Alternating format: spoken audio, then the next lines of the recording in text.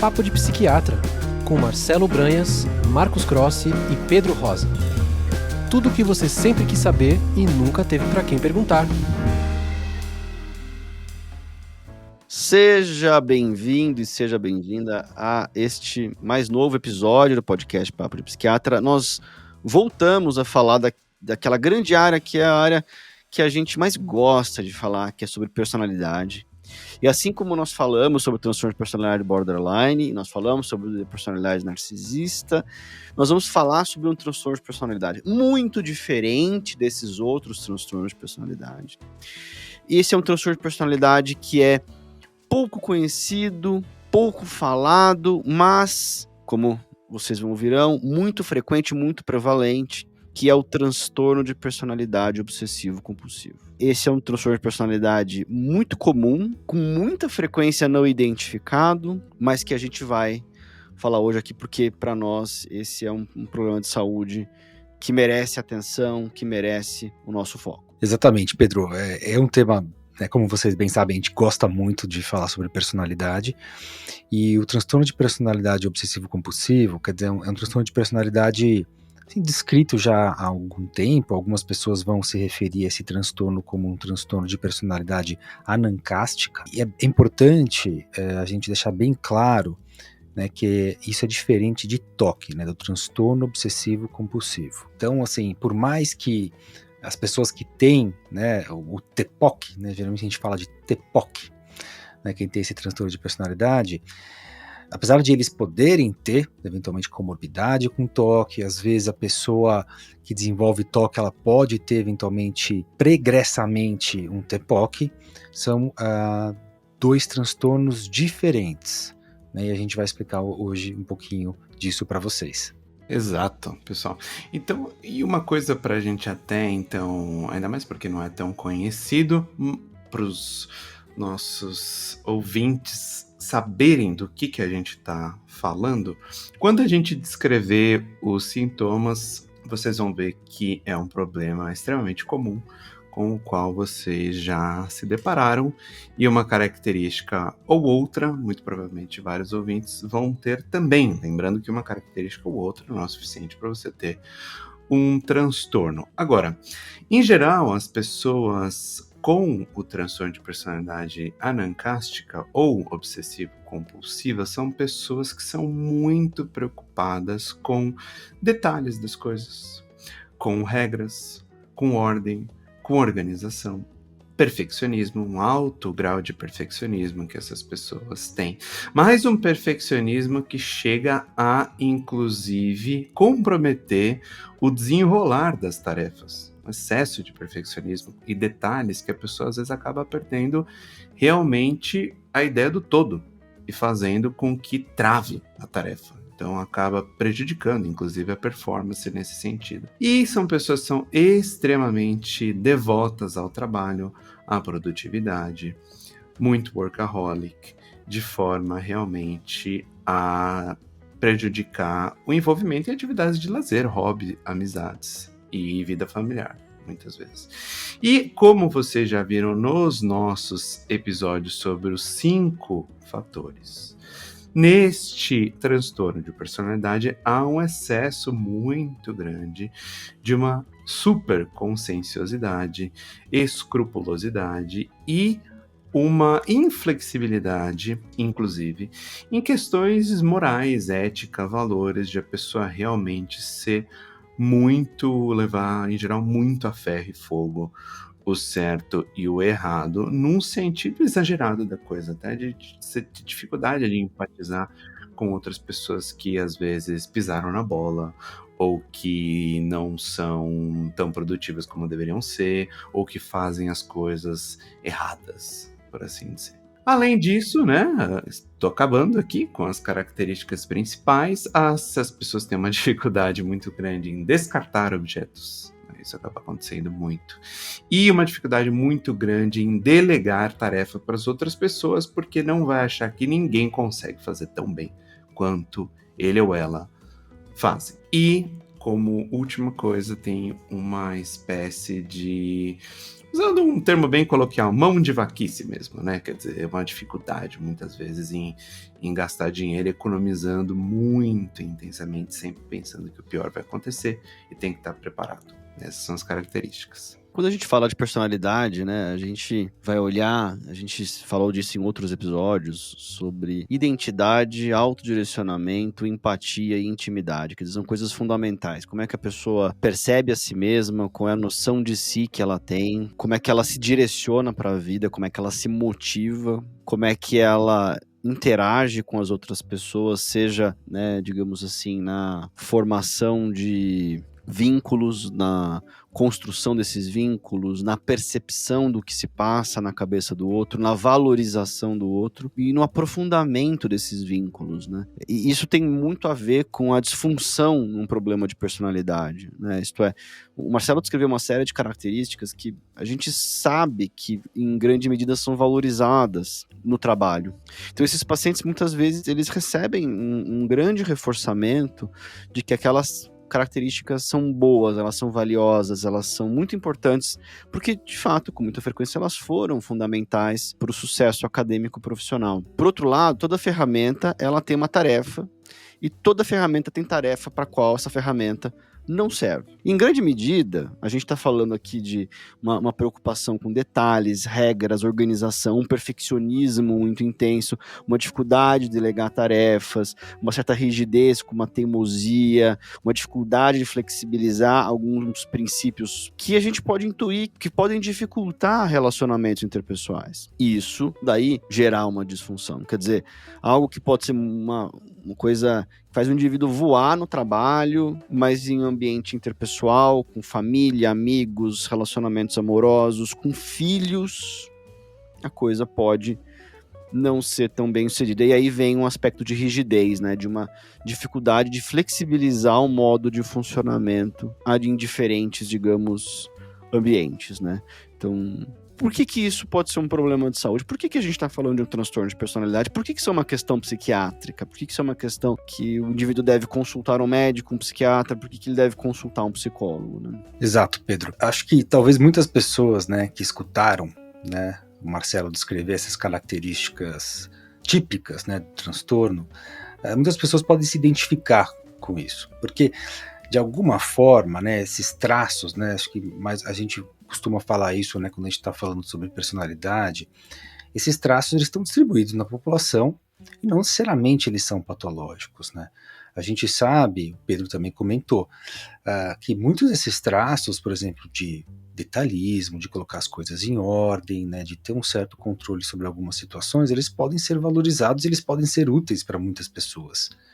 Inclusive, principalmente no trabalho. O grande problema é quando esse traço ele se torna um problema na vida da pessoa. Daí que pode ser numa dimensão mais interpessoal, numa dimensão, por exemplo, no trabalho também, porque muitas pessoas que têm esse nível de detalhismo e perfeccionismo, muitas vezes elas vão ter dificuldade de terminar um trabalho. Então é claro que, por exemplo, um certo nível de detalhe e de ordem pode te ajudar, né? Poxa, talvez eu precise fazer uma lista das coisas que eu preciso fazer essa semana, né? Talvez eu queira organizar o meu escritório, né, de uma forma que eu consiga achar todos os objetos aqui no meu escritório de uma forma fácil. O problema é se eu fico fazendo isso de uma forma quase que compulsiva, vamos dizer assim, perdendo tempo, deixando de fazer outras coisas importantes para mim, com uma certa rigidez, eu não consigo não fazer isso, e eu acho que isso é a melhor forma de fazer, né? Então tem uma outra questão de pessoas que eventualmente tenham essas características, é isso, uma dificuldade de delegar. Esse é o jeito, que é o jeito certo de fazer. Então eles não vão delegar porque as outras pessoas talvez não tenham esse mesmo grau de perfeccionismo, né? Daí começa a vir um problema interpessoal, né? Então quando isso se torna rígido, exagerado, daí que se torna um problema. Algumas pessoas, né, elas vêm para mim e falam, nossa, mas eu acho que eu tenho toque. Mas eu falei, mas por que você acha que você tem toque? Não, porque eu sou organizado. preciso organizar. E na verdade, quando a gente vê, assim, que a gente vê que não é um toque, né, pelo menos dessa pessoa específica que eu tô pensando, né, não é que ela tem realmente, vamos dizer, obsessões, pensamentos intrusivos, né, de que se ela, por exemplo, não organizar de uma certa maneira, algum problema vai acontecer, ela não tem controle sobre isso, ela não quer ter esses pensamentos intrusivos ou esses impulsos, né, ou seja, essa obsessão, a gente fala que é ego distônica. Não, essa pessoa, ela realmente acredita, não, eu acho melhor organizar, porque aqui eu acho melhor as minhas coisas, eu acho que fica mais bonito as coisas e ponto, né? Então, isso não necessariamente não é um nível de toque, né? Muitas vezes, a maior parte das vezes que as pessoas vêm assim falar para mim, realmente são características, traços anancásticos, né? E que podem ou não podem ser patológicos. Então, realmente, às vezes, pode ser, às vezes fica claro que a pessoa tem um problema, né? Fica claro que a pessoa, ela realmente destrói os relacionamentos, né? Porque é muito difícil você conviver com alguém assim. É muito difícil mesmo, porque a pessoa vai te corrigir sempre, né? Nunca vai estar do jeito certo dela. Então, às vezes é claro, mas às vezes não é tão claro, né? Às vezes fica difícil para o psiquiatra trabalhar. Eu acho que é uma avaliação até um pouco mais difícil, muitas vezes, assim, principalmente quando a gente está naquele limite da normalidade, da não normalidade, né? Mas é o transtorno de personalidade mais prevalente, de acordo com os estudos. Essas pessoas, né, que acabam tendo problemas mais impulsivos relacionados ao uso de substância, comportamento suicida, elas acabam vindo muito no psiquiatra, que é esse espectro mais, vamos dizer, de pouco controle. Esse espectro aqui é o espectro de super controle. Então, assim, mas eles vêm, claro que eles vêm, mas assim, por mais que seja o mais prevalente, vem menos, né? Mas é de extrema importância, eu concordo com o Pedro, assim, muito importante porque o prejuízo interpessoal é grande e tem muitas comorbidades também. A pessoa pode deprimir, pode ter transtorno ansioso e por aí vai. Em grande medida, o indivíduo acaba procurando ajuda quando ele tem uma depressão, quando ele tem um transtorno de ansiedade ou quando tem um problema marital considerável. E a gente vai acabar analisando que, em grande medida, a depressão surgiu, aquela transtorno de ansiedade veio. Às vezes o indivíduo fala, eu tenho TAG, porque ele tem uma preocupação constante com tensão, insônia. Tá lá, se tiver esses 3 sintomas, provavelmente vai preencher critérios para transtorno de ansiedade generalizada. Tem um episódio sobre isso, muito tempo atrás já estamos aqui 50 e tantos episódios, mas na hora que você vai ver a organização da personalidade sobre o que surgiu esse TAG, a gente tem uma personalidade obsessivo-compulsiva. Muitas vezes, não estou dizendo que todo mundo tem TAG, tem o transtorno de personalidade obsessivo-compulsivo, pelo amor de Deus. Mas você vai ver que isso emerge de um indivíduo que tem uma identidade que ele acaba se sentindo bem consigo mesmo, ou sentindo que ele está completo, quando ele está fazendo uma tarefa muito difícil, quando ele está se dedicando ao trabalho, se dedicando a objetivos de cunho profissional. E isso acaba, portanto, a gente está em um ambiente, numa sociedade que o trabalho, ele, com muita frequência, ele tem a possibilidade de engolir as pessoas. Então, se você tiver 10, 12, 14 horas para dedicar para o trabalho vai receber essas 14 horas. Eles vão querer de você tudo e mais que você puder oferecer. E isso, portanto, é uma coisa que cresce de uma maneira descontrolada. Então, é curioso, Marcos, você usar essa expressão, porque esses pacientes têm uma versão gigantesca ao descontrole, mas esse crescimento para eles é uma coisa que vai, digamos assim, constituindo cada vez mais essa identidade. Isso, muitas vezes, como eu falei, vem de conquistas acadêmico-profissionais de fato muito valiosas, muito honrosas, né? Por outro lado, na medida em que isso toma uma proporção no trabalho, por isso que tem lá, é muito comum que esses pacientes tenham o que a gente chama de workaholismo, né? Ou seja, workaholics, ou termo, nem um termo técnico muito, mas que a gente usa de vício em trabalho, né? E que vai ter dificuldade em experimentar emoções, em entrar em contato com emoções, quer dizer, esse aspecto da identidade, ele fica não muito desenvolvido, ele fica ali meio atrofiado, né? De que o contato interpessoal emocional com outras pessoas, ele não é a parte mais importante. E as tarefas, fazer coisas, resolver problema, listar e fazer tudo que tem que ser feito, isso que é valioso. Isso não quer dizer que o indivíduo não se importe com as pessoas, isso não quer dizer que o indivíduo despreze os outros, isso não quer dizer que o indivíduo se sinta melhor que os outros, isso não quer dizer que o indivíduo não sofra quando ele vê alguém sofrendo, não tem nada disso, não é disso que a gente está falando, mas essa é uma área da vida que não se desenvolve, que o indivíduo não dedicou tempo, ele não dedicou energia, ele não dedicou emoções, então aquilo fica atrofiado. E em algum momento a pessoa pode perceber que isso não foi legal, né? Que não era o que ele queria, né? E muitas vezes isso vai ser o tópico do tratamento em grande medida, né? Exato. E falando um pouco das características desses pacientes, principalmente os que estão no espectro mais grave, né? Que vale a pena você fazer esse parênteses, que nem vocês falaram também, que você pode ter características, todo mundo tem suas características de personalidade. Num nível, quando essas características, elas são muitas vezes desadaptativas, ou seja, geram problemas, a gente tem problemas de personalidade que merecem atenção e tratamento. E só quando isso é num nível extremo, com um prejuízo funcional muito grande na vida do indivíduo, aí a gente tem um transtorno de personalidade. Mas que tem as variantes mais leves como problemas de personalidade, poxa, né, merecem tratamento, claro. Agora, nesses pacientes que têm uma aversão ao descontrole, o que a gente acaba observando nos períodos de descompensação é que o indivíduo está naquela posição super perfeccionista e rígida, tentando controlar tudo, todas as variáveis, tudo que está acontecendo. E a gente tem duas formas, em geral, disso se apresentar em termos afetivos, né? Tem aqueles indivíduos que têm um afeto mais restrito, ou seja, são mais contidos mesmo, afetivamente, e ansiosos, né? Mesmo que seja no fundo e não aparentemente. Mas também tem um outro tipo de indivíduo que ele é mais visivelmente irritado mesmo, e verbaliza toda essa indignação e irritação e frustração com as coisas que estão sendo feitas de maneira errada, sob seu ponto de vista. Ficam muito frustrados quando as coisas, os seus altos níveis de exigência não são encontrados, né? Nos ambientes que frequentam, nas situações. Agora, quando isso é ameaçado de forma mais intensa, o indivíduo se sente que perde o controle mesmo da situação que está acontecendo, isso é muito desestabilizador para a autoestima do paciente. Ele começa a se autocriticar, começa a ficar muito indeciso com coisas muito simples, decisões mais simples do dia a dia, começa a gerar muita indecisão, e daí o indivíduo começa a se dedicar ao excesso mesmo para tentar resolver tudo.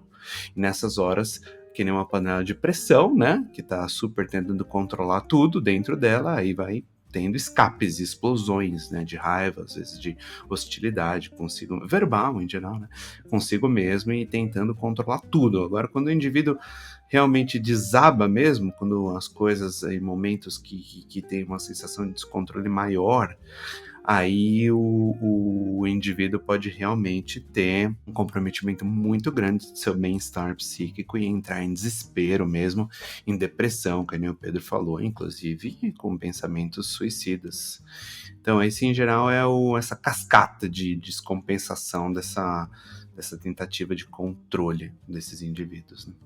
Isso é interessante, Marcelo, que você falou, assim, desses subtipos, né, de TPOC, né, quer dizer, que muitas vezes não é assim 8 ou 80, né, claro que é algo mais dimensional, assim, mas dessas irritações que os indivíduos têm quando as coisas não acontecem conforme o planejado, né, que a pessoa tem um standard muito alto e ela precisa atingir aquilo, às vezes surge uma dúvida, assim, se o indivíduo ele é narcisista, né, porque, assim, às vezes pode surgir essa dúvida na clínica, né? Às vezes é claramente não, mas, né, porque ele pode ter, as pessoas que têm eventualmente características, esses traços, assim, elevados, eles podem eventualmente soar, às vezes, ao ouvido das pessoas, como pessoas pedantes, né? Quer dizer, elas sabem o que é o melhor, né? Esse jeito de fazer é o certo. Mas é diferente, eu acredito, do narcisista, né? Claro que pode ter essa comorbidade também, mas, assim, esses indivíduos geralmente eles têm uma capacidade de empatia preservada, tem até um certo, quer dizer, eles tendem a não querer desvalorizar o outro para, vamos dizer, de alguma forma criticar e acabar com algo positivo do outro, porque ele não aguenta ver o outro bem, assim, né, muitas vezes o narcisista tem isso, né, uma questão de inveja, na verdade, assim, porque esse é o jeito que eu acho que é certo, às vezes, assim, você conversa com a pessoa, tem um certo grau de ingenuidade, às vezes, até, diferente do narcisista. Mas às vezes é um diagnóstico diferencial difícil, porque tem essa parte emocional também, né? Quer dizer, a gente falou muito de listas, ordem, detalhes, perfeccionismo, não vou delegar, trabalho, mas o mundo emocional, muitas vezes, desses pacientes é deixado de lado mesmo. Então, assim, é como se não se desenvolvesse. Então você não vê a expressão emocional, né?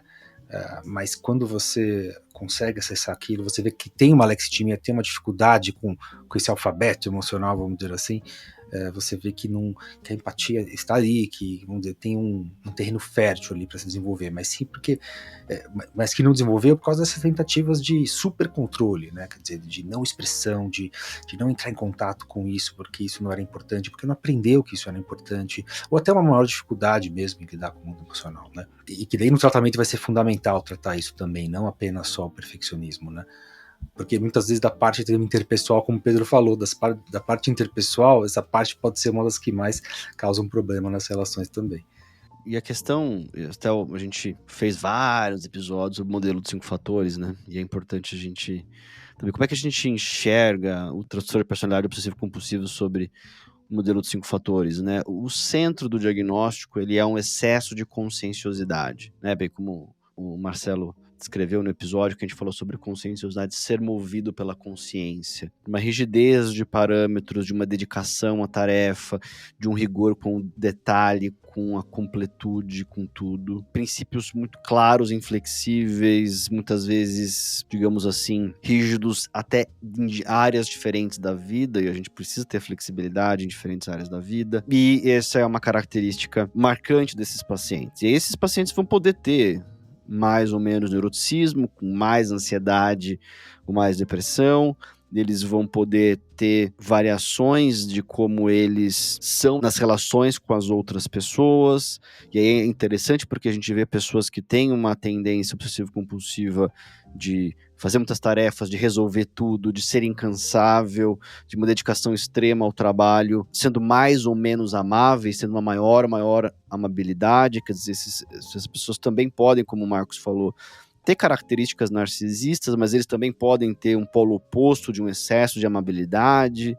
Ou seja, né, o centro aqui está em um excesso de conscienciosidade, um excesso que eu quero dizer, uma apresentação mal adaptativa. Então a gente acaba sempre falando que os seres humanos são muito diferentes entre si. Foi importante para nós termos pessoas na nossa sociedade, e a gente precisa aprender a validar, a reconhecer, a valorizar, a respeitar pessoas que têm funcionamentos heterogêneos, mas sabendo que nas pontas dos traços de excesso de amabilidade, de muito pouca amabilidade, reside mal adaptação, reside sofrimento para si, para o outro, tem pessoas que estão ali sofrendo, e porque de alguma maneira elas entram em algum ciclo, naquela cascata. O Marcelo aqui descreveu a cascata do transtorno de personalidade obsessivo compulsivo, a gente descreveu no episódio do narcisismo a cascata do narcisismo, que o indivíduo vai de um estado de estabilidade para um estado de ameaça, para um estado de estar se sentindo uma enorme sobrecarga de estresse, para um desespero, para depois se reorganizar. E fazer isso diversas vezes com muito sofrimento, e a cada crise acumular, às vezes, sintomas depressivos, cada vez mais ansiedade, cada vez mais relações, digamos assim, relações que não são tão boas quanto poderiam ser. Então, no fundo, o que a gente vai no tratamento é esclarecer esse funcionamento, descrever, dar nome para explicar. Se a gente não dá nome, a gente não consegue escrever, a gente não consegue, o indivíduo não capta, a gente não consegue. Seres humanos precisam dar nome para as coisas para poder comparar, avaliar futuramente, e as pessoas perceberem esse ciclo e começarem a agir primeiro, a refletir sobre o que está acontecendo e não fazer uma mudança dramática, deixar de achar que trabalho é importante, deixar de achar que completar as tarefas com rigor técnico, com correção é importante, mas abrir progressivamente dentro da própria vida um espaço para outras áreas, onde o rigor técnico, esse rigor com tarefas não vai ser a coisa mais importante, que isso vai ser sim secundário. Isso tornar a estrutura um pouco mais estável, né, e a pessoa menos susceptível a esses ciclos, né, a ter outras estratégias de enfrentamento de estresse que não se afundar em trabalho, em tarefas, né. Então é importante a gente falar um pouco sobre tratamento, né? Então, eu acho que o Pedro, ele descreveu bem assim as linhas gerais do tratamento e as vias possíveis de mudança para esses pacientes. E hoje em dia, quer dizer, se a gente for pensar, né, do ponto de vista evidência, realmente assim, é um transtorno que foi menos estudado do que o transtorno de personalidade borderline, por exemplo, em termos de estudos, né? Quando a gente olha a literatura de transtorno de personalidade, a maior parte dos ensaios clínicos são focados em pessoas com desregulação emocional grave e transtorno borderline, né? Então ainda é uma literatura que carece assim, de evidência, mas tanto pela nossa experiência quanto pela descrição de tratamentos novos, a gente vê que existem diversos tratamentos que podem ajudar esses pacientes. E eu acho que a maior parte deles vai começar com essa psicoeducação que o Pedro falou, de descrever o que acontece com a pessoa, e você consegue de alguma forma fazer uma aliança terapêutica, né? Quer dizer, você tem um problema e esse problema vai ter uma solução. Mas de forma geral o tratamento não vai ser medicação, né, nesse caso.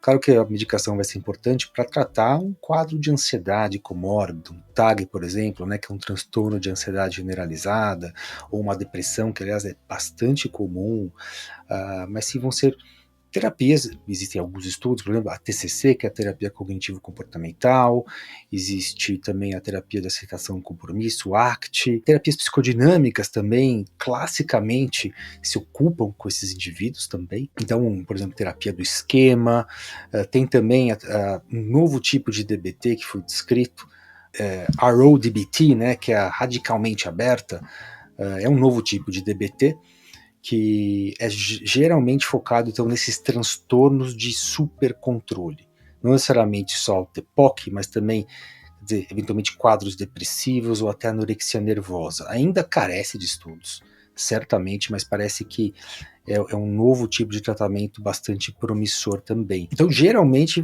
quer dizer, vão ser psicoterapias e vão ter alguns princípios parecidos. Outras psicoterapias também, a terapia do esquema também, é uma terapia que também, vamos dizer, ocupa também esse tratamento de transtorno de personalidade em geral, não necessariamente só borderline, né?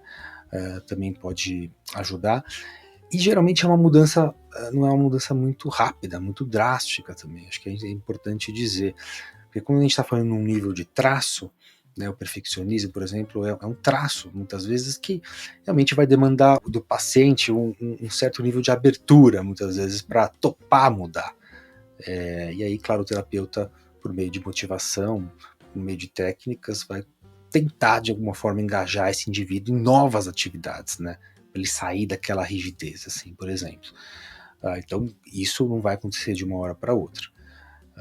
Então, assim, de alguma forma, o paciente ele vai ter que desenvolver essa abertura mesmo para tentar novas coisas, para tentar fazer diferente.